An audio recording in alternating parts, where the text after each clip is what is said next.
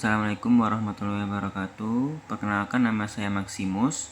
Saya adalah mahasiswa pendidikan bahasa Arab semester 4 dan saya di sini akan mempresentasikan tugas kuliah saya dalam matkul metodologi pembelajaran bahasa Arab dengan tema karakteristik dan problematika pembelajaran bahasa Arab. Oke, langsung saya mulai dari pendahuluan. Bahasa Arab adalah merupakan salah satu bahasa yang memiliki kedudukan penting di dunia ini, baik dalam konteks keagamaan, sosial, maupun akademik. Bahasa ini menjadi bahasa resmi di lebih dari 20 negara di Timur Tengah dan Afrika Utara, serta digunakan oleh lebih dari 300 juta penutur asli. Selain itu, bahasa Arab memiliki status khusus sebagai bahasa liturgi Islam yang digunakan dalam Al-Quran, hadis, dan berbagai teks keislaman lainnya. Oleh karena itu, pembelajaran bahasa Arab menjadi krusial bagi mereka yang ingin mendalami studi Islam, ilmu keagamaan, serta memahami peradaban Arab secara lebih luas. Dalam dunia akademik, bahasa Arab memainkan peran penting sebagai bahasa ilmu pengetahuan sejak zaman keemasan Islam. Banyak karya ilmiah dan bidang kedokteran matematika, filsafah, dan astronomi yang ditulis dalam bahasa Arab. Sebagai contoh, ilmuwan seperti Ibnu Sina, Al-Farabi, dan Al-Khwarizmi menulis berbagai risalah yang menjadi dasar perkembangan ilmu modern. Hal ini menunjukkan bahwa bahasa Arab bukan hanya sekedar alat komunikasi, akan tetapi juga sarana untuk memahami sejarah perkembangan ilmu pengetahuan dan budaya. Jadi di era globalisasi ini, pembacaan bahasa Arab itu juga semakin relevan, terutama dalam bidang diplomasi, ekonomi, dan hubungan internasional. Banyak negara yang menjalin kerjasama dengan negara-negara Arab dalam sektor ekonomi dan perdagangan, sehingga kebutuhan akan tenaga kerja yang menguasai bahasa Arab semakin meningkat. Oleh karena itu, penguasaan bahasa Arab tidak hanya membuka peluang di berbagai sektor, namun pembelajaran bahasa Arab bukanlah suatu yang mudah. Terdapat berbagai tantangan yang dihadapi oleh pembelajar, baik dalam aspek linguistik maupun metode pengajaran yang digunakan. Struktur bahasa Arab yang kompleks, sistem tulisan yang berbeda, serta keberagaman dialek sering menjadi hambatan bagi pembelajaran non-Arab.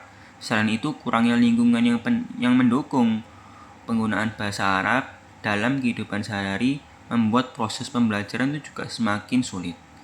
Dengan memahami karakteristik bahasa Arab serta problematika yang dihadapi dalam pembelajarannya, diharapkan dapat ditemukannya solusi yang tepat untuk meningkatkan efektivitas pembelajaran bahasa ini, yaitu bahasa Arab.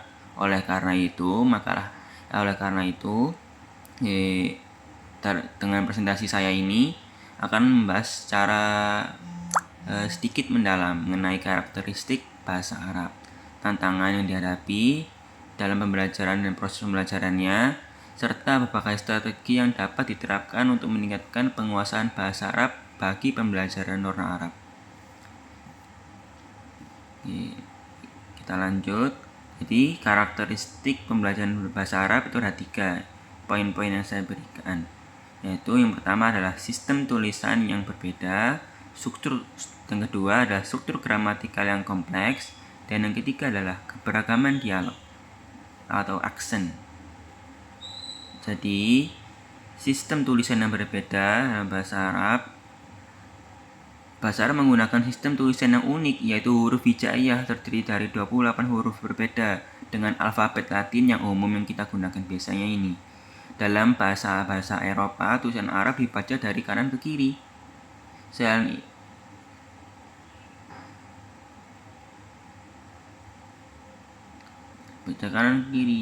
itu, dalam tulisan Arab terdapat huruf yang memiliki bentuk berbeda tergantung pada porsinya dalam kata, yaitu awal, tengah, dan akhir. Perbedaan bentuk ini dapat menyulitkan pembelajaran dalam mengenali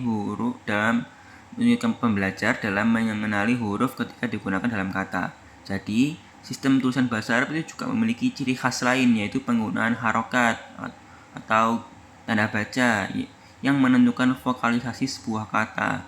Dalam teks umum, harokat seringkali dihilangkan, sehingga pembelajar harus memiliki pemahaman kontekstual yang baik untuk membaca teks yang benar.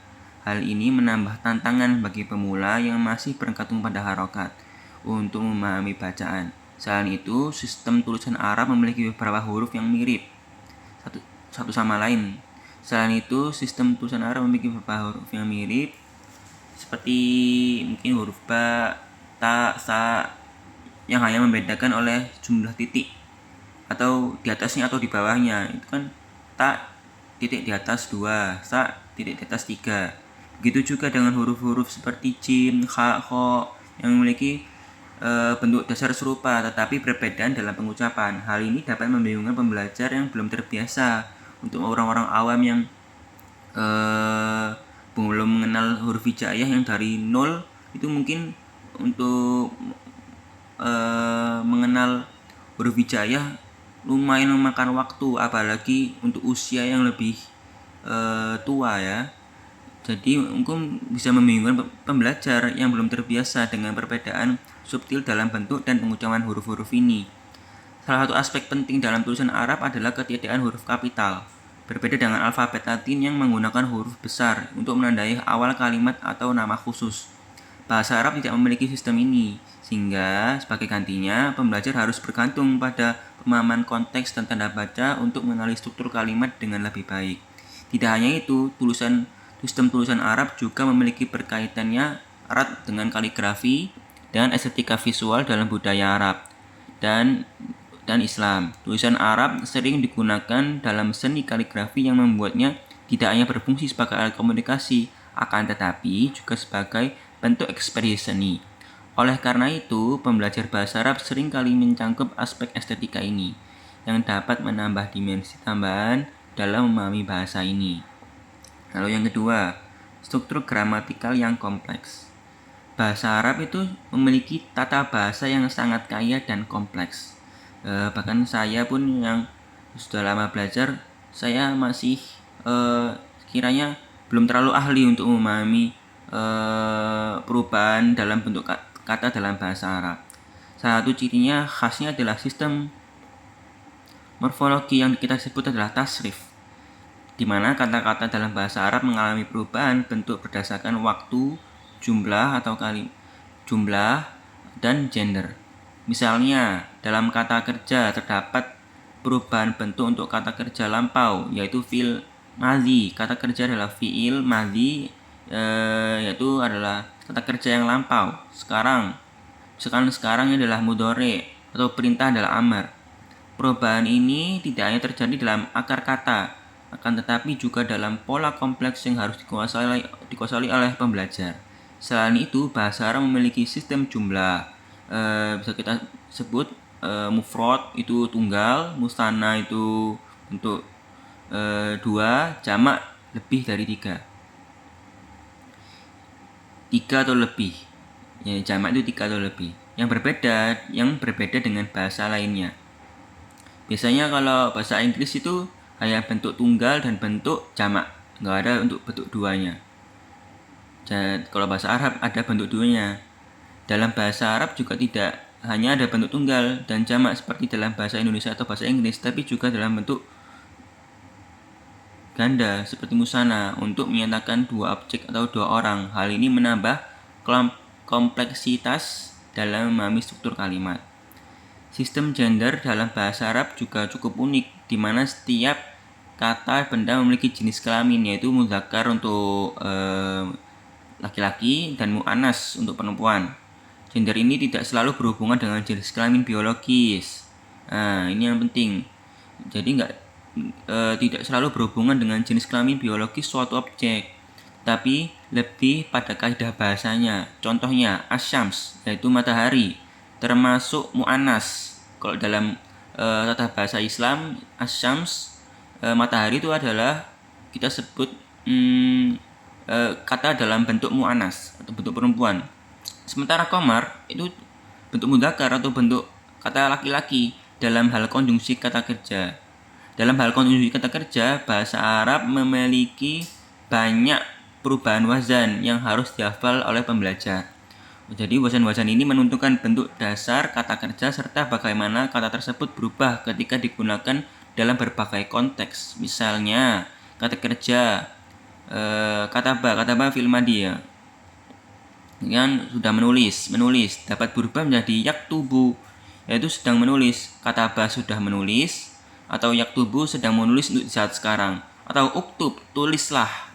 Jadi perubahan ini tuh perlu dihafal, perlu diketahui dari wazan-wazan oleh pembelajar yang ingin mempelajari bahasa Arab. Jadi struktur dalam bahasa Arab juga berbeda dengan bahasa lain. Bahasa Arab mengenal dua jenis kalimat utama, yaitu jumlah ismiyah, yaitu kalimat nominal yang diawali dengan kata benda. Jumlah ismiyah itu yang diawali dengan kata benda dan jumlah fi'liyah itu yang diawali dengan kata kerja. Jadi kalimat jumlah ismiyah, jumlah itu adalah kalimat, jumlah ismiyah adalah kalimat yang diawali dengan kata benda, dan jumlah fi'liyah kalimat yang diawali dengan kata kerja. Perbedaan ini sangat penting dalam memahami cara penyusunan kalimat yang benar dalam bahasa Arab.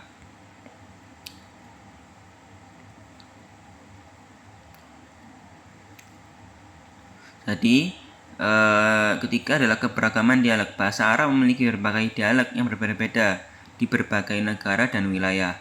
Ya, seringkali menjadi tantangan bagi pembelajar bahasa Arab. Ya, jadi secara umum bahasa Arab itu memiliki 3 kategori utama, yaitu bahasa Arab standar, modern, bahasa Arab klasik, dan bahasa Arab dialektal atau kita sebut misalnya Arab Amiyah. Jadi bahasa Arab standar modern itu adalah bentuk bahasa Arab yang digunakan dalam pendidikan, media, pemerintah, dan komunikasi resmi di negara-negara Arab. Jadi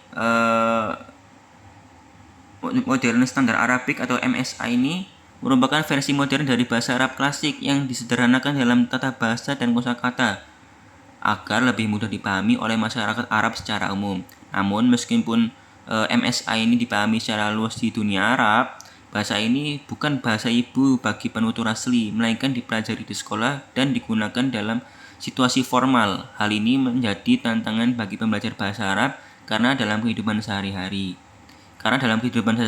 masyarakat Arab lebih sering menggunakan dialek lokal daripada MSA ini. Oleh karena itu, meskipun seorang menguasai MSA, masih perlu beradaptasi dengan dialek yang amiyah untuk berkomunikasi secara langsung. Yang dimaksud di sini adalah untuk berkomunikasi secara langsung dan digunakan di lingkungan mereka. Yang kedua, bahasa Arab klasik. Bahasa Arab klasik ini bahasa Arab yang digunakan dalam teks-teks keagamaan, sastra kuno, terus karya ilmiah, dan di abad pertengahan. Sekarang juga ada, tapi dari abad pertengahan. Bahasa ini memiliki struktur tata bahasa yang lebih kompleks dibandingkan MSA tadi, dan seringkali menggunakan kosakata yang tidak umum dalam percakapan modern. Bahasa Arab klasik digunakan dalam Al-Quran, hadis, tafsir, serta kitab-kitab karya ulama-ulama besar pada zaman dahulu, ya, contohnya seperti Ibnu Sina, Al-Ghazali, Imam Ghazali, dan yang lain-lain. Oleh karena itu, pembelajar bahasa Arab klasik sangat penting bagi mereka yang ingin mendalami studi Islam dan membaca teks-teks keagamaan dalam bahasa aslinya. Tantangan utamanya dalam mempelajari bahasa Arab klasik ini adalah kompleksitas tata bahasa yang mencakup sistem i'rab, yaitu perubahan akhir kata berdasarkan fungsinya dalam kalimat. I'rab itu adalah perubahan akhir kata berdasarkan fungsinya dalam kalimat. Terus ada penggunaan struktur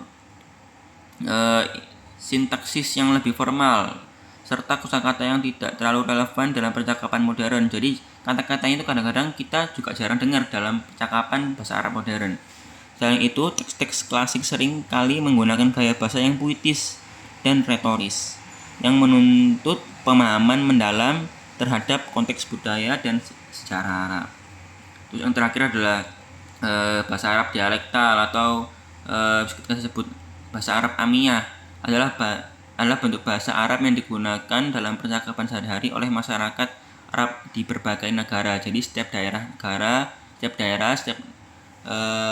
negara memiliki bahasa dialektal atau bahasa amiyahnya sendiri-sendiri. Jadi dialek ini berkembang secara alami di berbagai wilayah dan memiliki variasi yang signifikan antara satu negara dengan negara lainnya. Bahkan dalam satu negara pun terdapat variasi dialek yang cukup mencolok antara satu daerah dan daerah lainnya. Ya, seperti misalkan amiyahnya Mesir, amiyahnya Maroko, atau amiyahnya Arab Saudi sendiri pun berbeda-beda, tapi tetap disatukan dengan bahasa fushah, yaitu bahasa Arab yang modern yang digunakan sehari-hari. Jadi misalkan bahasa Arab amiyah itu bahasa daerah dan bahasa fushah adalah bahasa resmi. Kita lanjut lagi. Problematika pembelajaran bahasa Arab. Jadi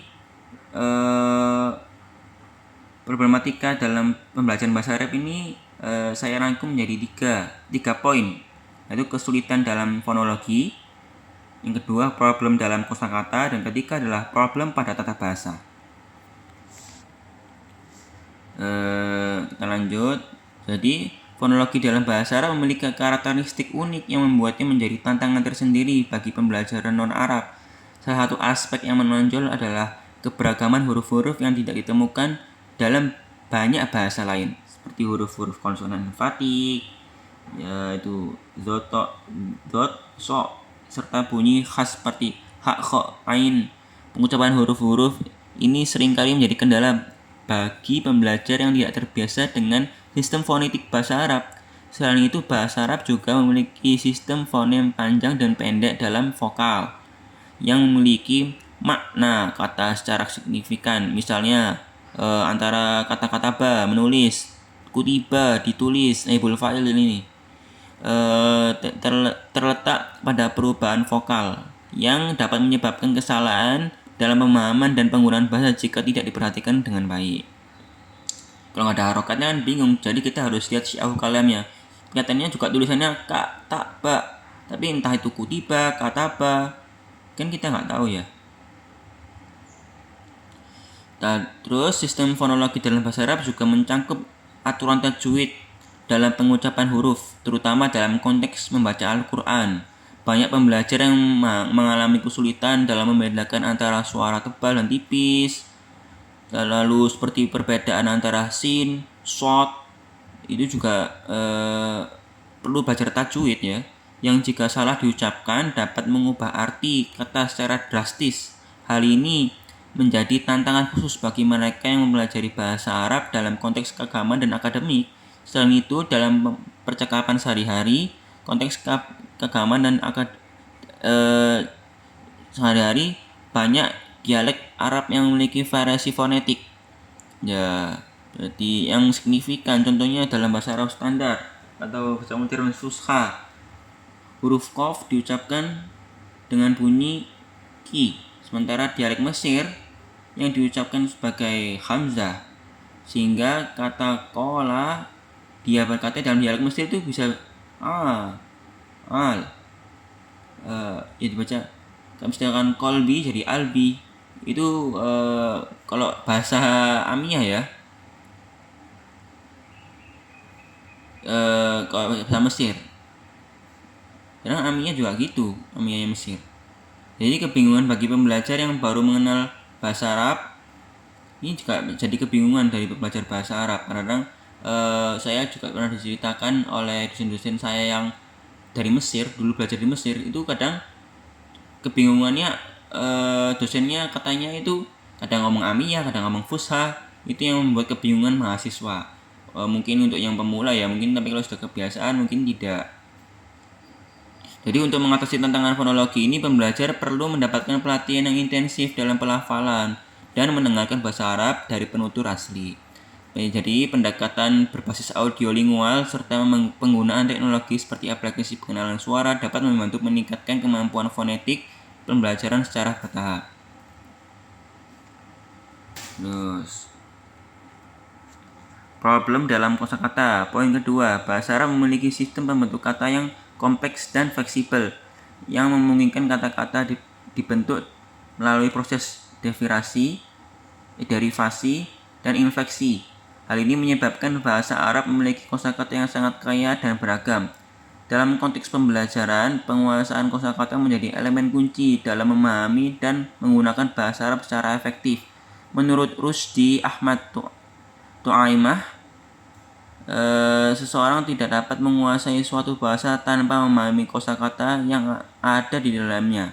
Namun, kompleksitas ini juga membawa tantangan tersendiri, keanekaragaman polamorfogis dalam bahasa Arab membuat makna kata dapat berubah tergantung pada bentuknya.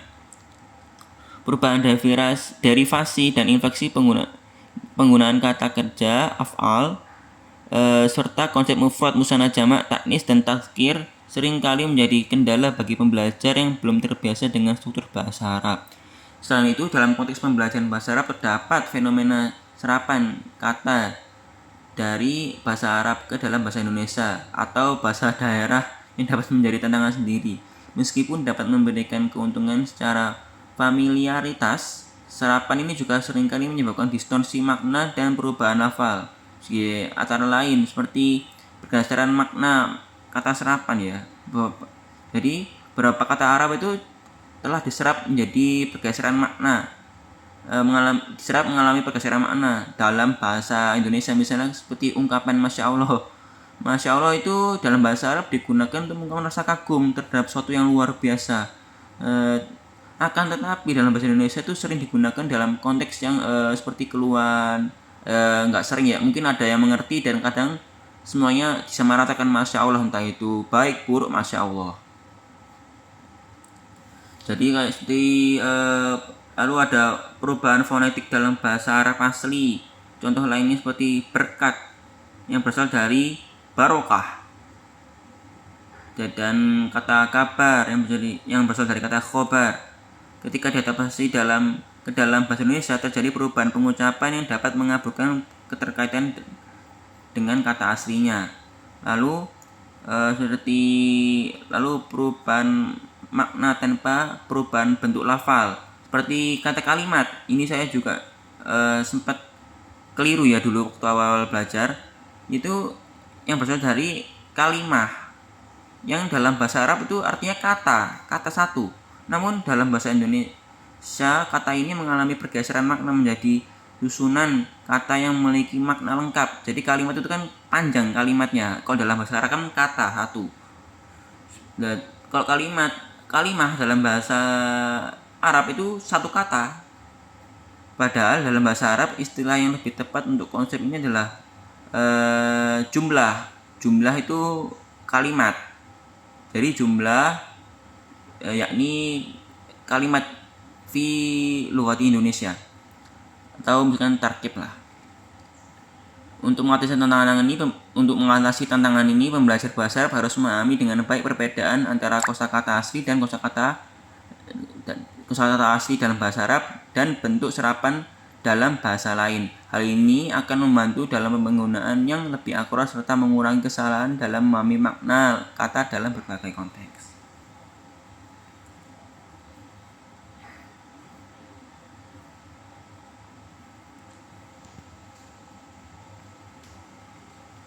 Lalu problem pada tata bahasa. Ini saya singkat aja ya, terlalu panjang.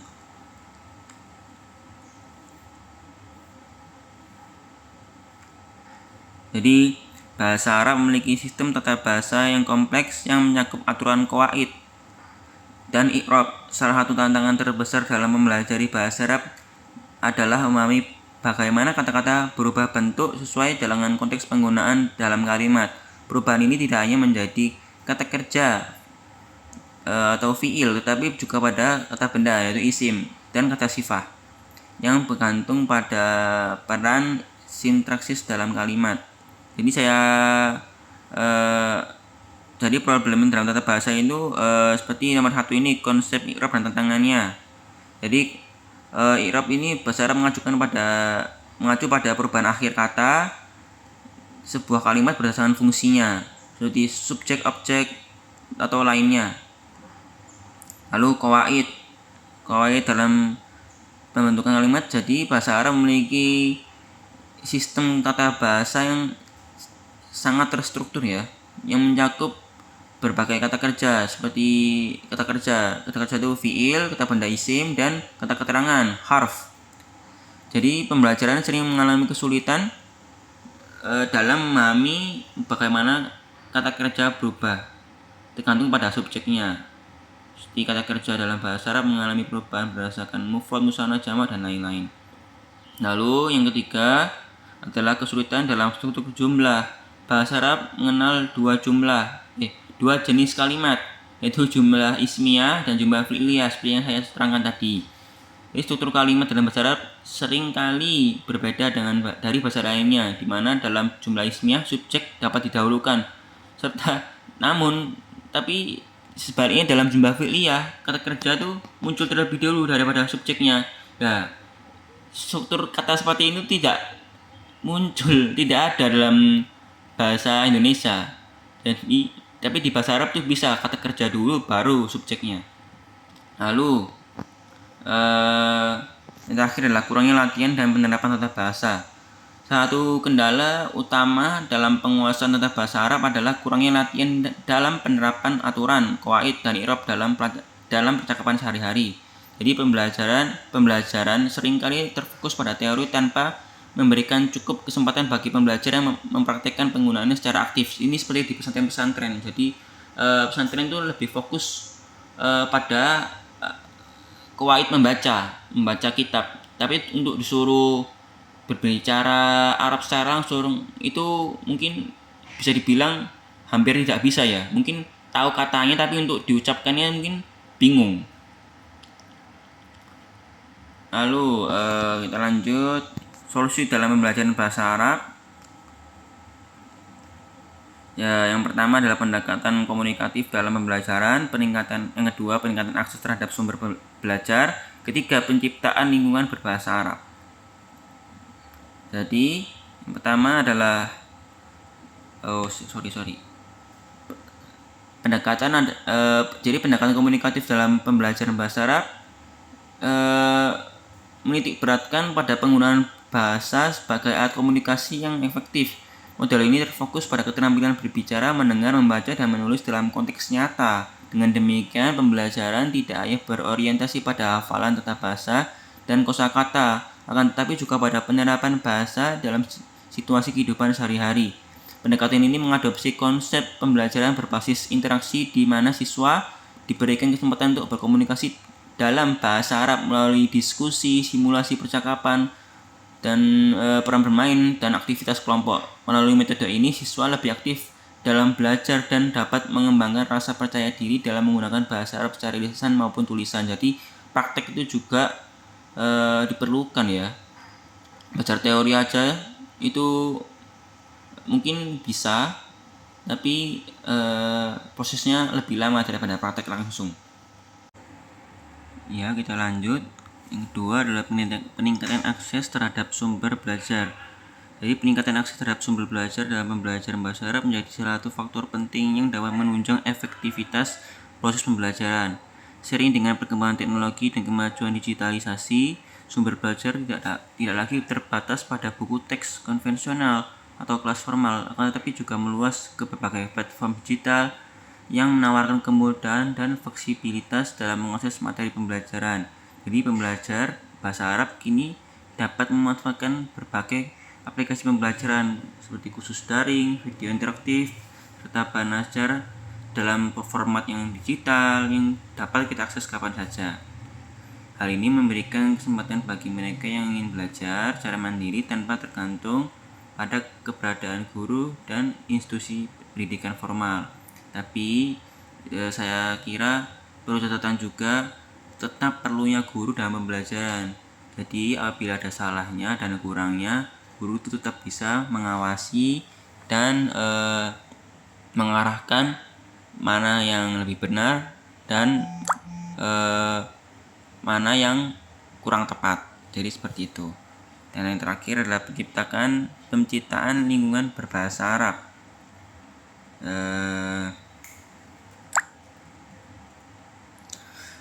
Jadi salah satu faktor penting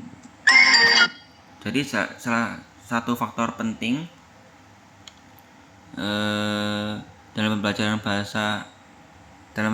bahasa Arab yaitu adalah penciptaan lingkungan bi'ah Arabiyah itu sangat penting. Jadi penciptaan lingkungan yang kondusif untuk penggunaan bahasa itu juga diperlukan, khususnya bahasa Arab ya. Untuk apalagi yang orang awam itu perlu sekali. Jadi dalam konteks pembelajaran bahasa Arab, lingkungan yang mendukung penggunaan bahasa Arab secara aktif akan membantu pembelajar dalam meningkatkan pemahaman, keterampilan berbicara, serta keterampilan mendengar dengan lebih efektif. Jadi sayangnya banyak pembelajar bahasa Arab menghadapi keterbatasan dalam lingkungan yang mendukung praktik berbahasa ini. Jadi untuk mencari bi'ah Arabiyah atau lingkungan yang berbahasa Arab itu sulit ya, saya kira. Kalau nggak memang benar-benar haul ampel gitu, mungkin sulit untuk menemukan kayak sesama tongkrongan yang mungkin berbahasa Arab atau lingkungan yang berbahasa Arab. Kalau memang banyak sudah adatnya Arab tuh sulit, apalagi di Indonesia ini. Lalu saya lanjutkan kesimpulan. Jadi berdasarkan pembahasan dalam presentasi ini dapat disimpulkan bahwa pembelajaran bahasa Arab memiliki karakteristik yang unik yang membedakan dari bahasa yang lain. Sistem tulisan yang berbeda, struktur gramatikal yang kompleks, serta keberagaman dialek merupakan faktor utama yang mempengaruhi proses pembelajaran bahasa Arab ini. Selain itu, hubungan erat bahasa Arab dengan agama dan budaya juga menjadi elemen yang tidak dapat diabaikan dalam memahami dan mengajarkan bahasa ini secara efektif.